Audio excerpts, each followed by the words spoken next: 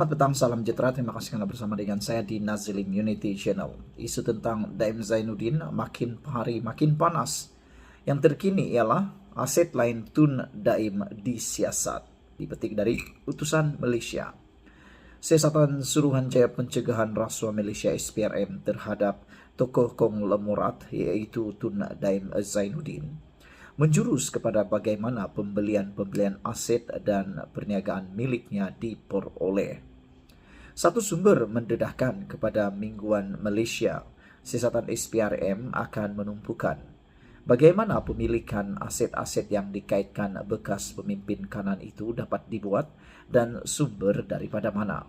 Kata sumber itu, selain bangunan Menara Ilham, hartanah seperti hotel dan institusi perbankan dipercayai di luar negara yang mempunyai kaitan dengan Daim juga bakal disiasat. Setakat ini, hartanah bank atau perniagaan ada dan yang telah dikenal pasti oleh SPRM dan ada sedang disahkan terutama berada di luar negara, katanya di sini. Sementara itu, Ketua Pesuruhjaya SPRM Tan Sri Azam Baki ketika dihubungi mengesahkan siasatan yang dilakukan terhadap Daim Zainuddin. Azam bagaimanapun enggan mengulas lanjut kes siasatan terhadap bekas Menteri Keuangan itu. Beliau turut memberi jaminan tindakan sitaan bangunan Menara Ilham oleh yang dikeluarkan menerusi notis di akhbar ini Jumaat lalu tidak akan menjejaskan operasi dan urusan di bangunan tersebut. Apabila kami menyiasat dakwaan rasuah dan salah guna kuasa dan melibatkan harta tak alih, kami dibenarkan dibuat akta SPRM menghantar permohonan sitaan kepada Timbalan Pendakwa Raya, kata beliau. Itulah apa yang berlaku. Kami menggunakan kuasa diperuntukkan kepada Timbalan Pendakwa Raya untuk mengarahkan pejabat tanah meletakkan caveat terhadap tanah berkenan, katanya. Azam berkata proses sama telah dilakukan SPRM sejak sekian lama ketika proses siasatan dilaksanakan. Sambil menekankan sitaan Menara Ilham itu bukan satu-satunya kes. Semalam, Perdana Menteri Datuk Seri Anwar Ibrahim mempertahankan tindakan SPRM menyita bangunan Menara Ilham milik bekas Menteri Keuangan itu. Perdana Menteri berkata siasatan itu dibuat tanpa mengira kedudukan, tanpa pilih kasih atau menyebelahi mana-mana pihak maupun berniat jahat. Utusan Malaysia dalam laporan semalam mendedahkan sitaan bangunan Menara Ilham oleh SPRM adalah untuk menyekat apa-apa tindakan menjual, memindah hak milik atau melupuskan bangunan tersebut secara keseluruhan atau mana-mana bahagian bangunan tersebut. Sitaan dilakukan selepas satu siasatan telah dibuka berkaitan dengan pengambil alihan saham membabitkan dua syarikat tersenarai berjumlah RM2.34 bilion. Nilai berkenan membabitkan pengambil alihan saham Renong Berhad sebanyak 32.6% equity oleh UEM Group. Dedah utusan Malaysia lagi, siasatan SPRM telah pun dijalankan bermula pada awal tahun sehingga kini. Siasatan dilakukan selepas siasatan SPRM mendapati pemilik kepada Menara Ilham adalah sebuah syarikat yang dimiliki oleh isteri dan anak kepada seorang bekas Menteri Keuangan. Projek pembinaan Menara Ilham itu adalah lebih kurang 580 juta ringgit. Apa-apa aktiviti operasi haram dalam bangunan tersebut berjalan seperti biasa dan tidak dihalang oleh SPRM. Sekian dulu untuk kali ini. Jangan lupa tinggalkan komen Anda, tekan butang subscribe. Kita jumpa lagi. Bye-bye. Selamat petang, salam sejahtera. Terima kasih karena bersama dengan saya di Nazilin Unity Channel. Patutlah pas selalu kata dah cukup jumlah, dah cukup jumlah, dah cukup jumlah. Selalu kata nak tumbang, nak tumbang, nak tumbangkan Anwar Ibrahim. Selalu kata Anwar Ibrahim akan tumbang, Anwar Ibrahim akan tumbang dan sebagainya. Akhirnya Fahmi Fadzil mendedahkan apa sebab pas selalu cakap cukup jumlah. Rupa-rupanya kata Fahmi, dia tidak pandai mengira rupanya. Patutlah pas kata dah cukup jumlah, tak pandai mengira rupanya, kata beliau. Tindakan PAS menyatakan bahawa dua kawasan parlimen di Kuala Lumpur iaitu Lembah Pantai dan Bandar Tun Razak sebagai kawasan majoriti bukan Melayu dijawab sinis oleh ahli parlimen kawasan berkenaan. Menteri Komunikasi yang juga ahli parlimen Lembah Pantai Fahmi Fadzil berkata, beliau sendiri tidak faham macam mana cara PAS membuat kiraan. Kata Fahmi, saya tak faham macam mana PAS kira majoriti. Macam mana 40% lebih banyak daripada 60%? Pula ni, kata Fahmi mengulas kenyataan PAS pusat bahawa kedua-dua kawasan itu adalah kawasan majoriti bukan Melayu. Patutlah dulu PH ada 82 kerusi. Dia yang 74 kerusi pula mengaku ada majoriti cukup jumlah, kata Fahmi menyindir PAS. Saudara-saudara sekalian, melalui Twitter PAS pusat, PAS mendakwa Lembah Pantai dan Bandar Tun Razak adalah kawasan campuran yang majoritinya dikuasai oleh kaum selain Melayu. Namun daripada dua paparan yang dipaparkan oleh Harapan Daily ini, sungguh kelihatan besar rupa-rupanya yang menguasai kawasan di Lembah Pantai dan juga Tun Razak adalah orang Melayu. PAS Wilayah Persekutuan tidak bercakap mengenai soal resis perkauman.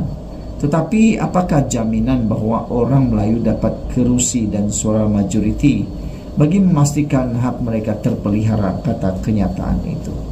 Fahmi memberikan fakta yang menunjukkan kedua-dua kawasan parlimen itu mempunyai majoriti orang Melayu. Di Lembah Pantai, pengundi Melayu adalah 59.3%, manakala Cina pula 19.11%, India 17.16%. Di Bandar Tun Razak pula yang diwakili oleh Datuk Seri Dr. Wan Aziza Ismail, jumlah pengundi Melayu adalah 62.10%, Cina 26.85%, manakala India 8.73%.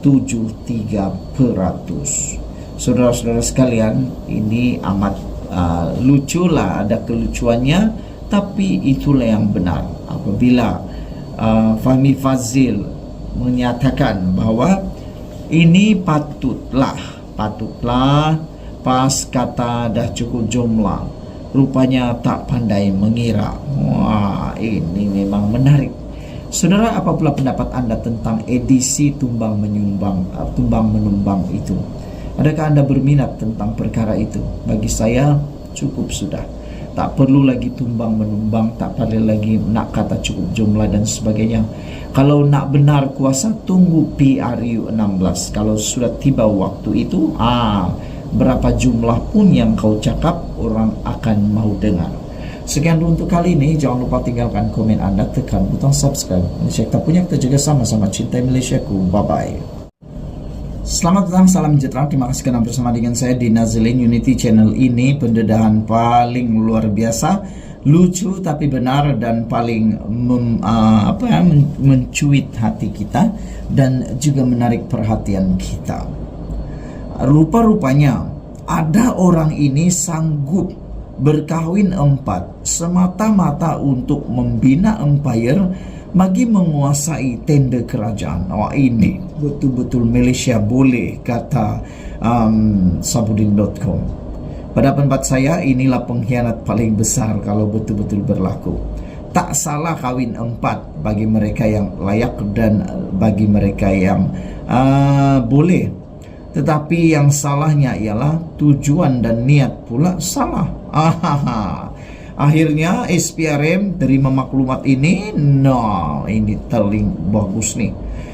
Sanggup berkahwin 4 untuk menumbuhkan kartel syarikat bagi menguasai tender kerajaan. Itu antara modus operandi dikesan Suruhanjaya Persaingan Malaysia MYCC dalam siasatannya terhadap kegiatan tipuan bida.